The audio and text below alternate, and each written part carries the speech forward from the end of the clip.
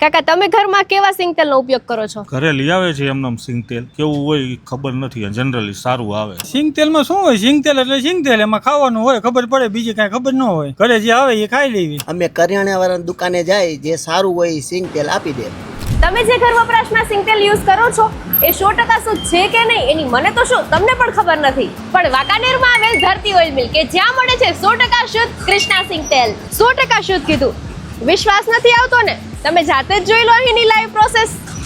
અહીં વપરાય છે ઉચ્ચ ગુણવત્તાવાળી મગફળી, ડબલ ફિલ્ટર સિસ્ટમ, અને તેથી જ આ સિંગતેલ તમે 12 માસ સુધી સ્ટોર કરી શકો છો.